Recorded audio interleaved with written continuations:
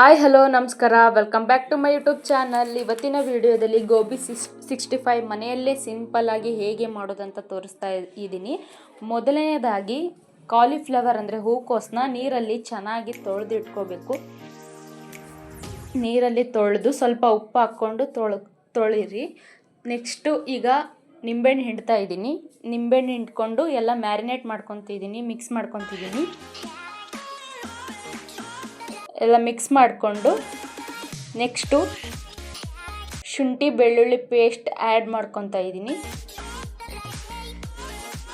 ಎಲ್ಲ ಕ್ಲೀನಾಗಿ ಮಿಕ್ಸ್ ಮಾಡ್ಕೋಬೇಕು.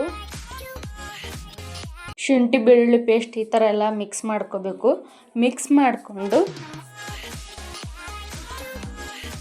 ಜಾಸ್ತಿ ಇಂಗ್ರೀಡಿಯೆಂಟ್ಸ್ ಇಲ್ಲ ಫ್ರೆಂಡ್ಸ್, ಮನೆಯಲ್ಲೇ ಆರಾಮಾಗಿ ಟ್ರೈ ಮಾಡ್ಬೋದು ಗೋಬಿ 65ನ.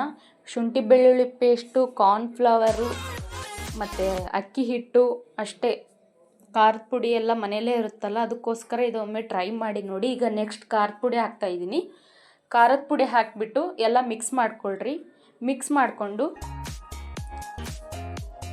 ನಮಗೆ ಎಷ್ಟು ಬೇಕೋ, ಜಾಸ್ತಿ ಖಾರ ಸ್ಪೈಸಸ್ ಬೇಕಂದರೆ ಇನ್ನೊಂದು ಸ್ವಲ್ಪ ಆ್ಯಡ್ ಮಾಡ್ಕೊಳ್ರಿ. ನನಗೆ ಸ್ವಲ್ಪ ನಮ್ಮ ಮನೆಯಲ್ಲಿ ಜಾಸ್ತಿ ಸ್ಪೈಸ್ ಇಷ್ಟಪಡ್ತಾರೆ, ಅದಕ್ಕೋಸ್ಕರ ಸ್ವಲ್ಪ ಖಾರದ ಪುಡಿ ಜಾಸ್ತಿ ಹಾಕ್ಕೊಂಡಿದ್ದೀನಿ. ಎಷ್ಟು ಚೆನ್ನಾಗಿ ಆ್ಯಡ್ ಆಗ್ತತೋ ಹೂಕೋಸಿಗೆ ಖಾರದ ಪುಡಿ, ಅರ್ಶಿನದ ಪುಡಿ ಮತ್ತು ಮಸಾಲೆ, ಅಷ್ಟು ಚೆನ್ನಾಗಿ ಗೋಬಿ 65 ತಿನ್ನಲಿಕ್ಕೆ ರುಚಿಯಾಗುತ್ತೆ. ಇನ್ನೊಂದು ಸ್ವಲ್ಪ ಆ್ಯಡ್ ಮಾಡಿಕೊಂಡೆ,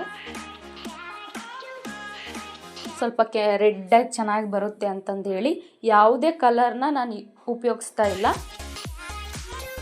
ಮನೆಯಲ್ಲಿರೋ ಇಂಗ್ರೀಡಿಯೆಂಟ್ಸಿಂದನೇ ಮಾಡ್ತಾಯಿದ್ದೀನಿ.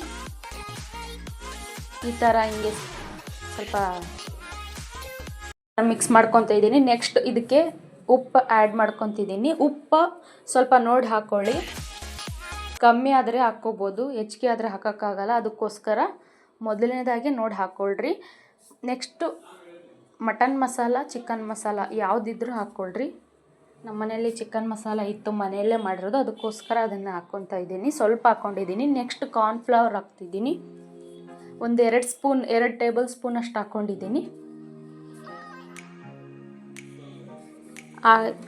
ಹಾಕ್ಕೊಂಡು ನೆಕ್ಸ್ಟ್ ಮಿಕ್ಸ್ ಮಾಡ್ಕೊಳ್ರಿ.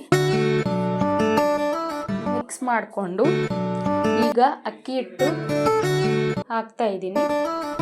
ಶುಂಠಿ ಬೆಳ್ಳುಳ್ಳಿ ಪೇಸ್ಟು, ಖಾರದ ಪುಡಿ, ಕಾರ್ನ್ಫ್ಲವರು, ಈಗ ಅಕ್ಕಿ ಹಿಟ್ಟು ಹಾಕ್ತಾಯಿದ್ದೀನಿ. ಅಕ್ಕಿ ಹಿಟ್ಟು ಹಾಕ್ಬಿಟ್ಟು ನಮಗೆ ಅಕ್ಕಿ ಹಿಟ್ಟು ಹಾಕಿದ್ರೆ ಸ್ವಲ್ಪ ಮೆತ್ತಗಾಗಲ್ಲ, ಗರಿ ಗರಿಯಾಗಿ ಇರುತ್ತೆ. ಕರಮ್ ಕುರುಮ್ ತಿನ್ನಲಿಕ್ಕೆ ತುಂಬ ರುಚಿಯಾಗಿರುತ್ತೆ. ಅದಕ್ಕೋಸ್ಕರ ಅಕ್ಕಿ ಹಿಟ್ಟು ಆ್ಯಡ್ ಮಾಡಿಕೊಂಡೆ. ಈ ಥರ ಎಲ್ಲ ಕ್ಲೀನಾಗಿ ಮಿಕ್ಸ್ ಮಾಡ್ಕೊತಾ ಇದ್ದೀನಿ.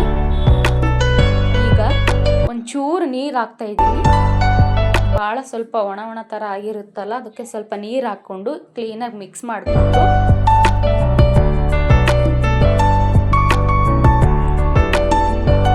ಮಾಡಿಕೊಂಡು ಇದನ್ನು ಒಂದು 30 ನಿಮಿಷ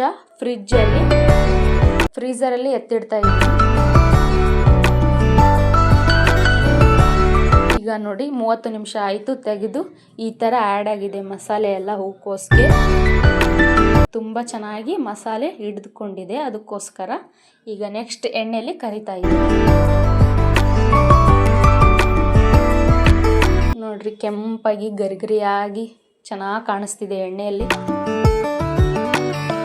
ಹಾಕಿದ ತಕ್ಷಣ ಕೈಯಾಡಬೇಡಿ ಜಾಸ್ತಿ, ಏನಕ್ಕಂದರೆ ಖಾರದ ಪುಡಿ ಒಂದು ಸೈಡು, ಹೂಕೋಸೆ ಒಂದು ಸೈಡು ಆಗುತ್ತೆ, ಅದಕ್ಕೋಸ್ಕರ ಜಾಸ್ತಿ ಕೈಯಾಡಬಾರ್ದು. ನನಗೆ ಫಸ್ಟಿಗೆ ಗೊತ್ತಾಗಲಿಲ್ಲ, ಅದಕ್ಕೋಸ್ಕರ ಹಿಂಗೆ ಸ್ವಲ್ಪ ಮಿಕ್ಸ್ ಮಾಡಿಕೊಂಡೆ. ನೆಕ್ಸ್ಟ್ ಟೈಮಿಂದ ನಾನು ಹಾಗೆ ಹಾಕ್ಕೊಂಡು ಹಾಗೇನು ಕೈಯಾಡಿಲ್ಲ, ಹಂಗೆ ನೋಡ್ರಿ ಈ ಥರ ತುಂಬ ಚೆನ್ನಾಗಿ ಬಂದಿತ್ತು. ಫಸ್ಟ್ ಟೈಮ್ ನಾವು ಟ್ರೈ ಮಾಡಿದ್ದು, ಮನೆಯಲ್ಲಿ ಎಲ್ಲರೂ ತುಂಬ ಇಷ್ಟಪಟ್ಟರು. ಚೆನ್ನಾಗಿ ಬಂದಿತ್ತು. ಮನೆಯಲ್ಲಿ ತಪ್ಪದೆ ಟ್ರೈ ಮಾಡಿ ನೋಡಿ. ಲೈಕ್ ಮಾಡಿ, ಶೇರ್ ಮಾಡಿ, ಕಮೆಂಟ್ ಮಾಡಿ, ಸಬ್ಸ್ಕ್ರೈಬ್ ಮಾಡಿ. ಮತ್ತೊಂದು ವಿಡಿಯೋದಲ್ಲಿ ಸಿಗೋಣ.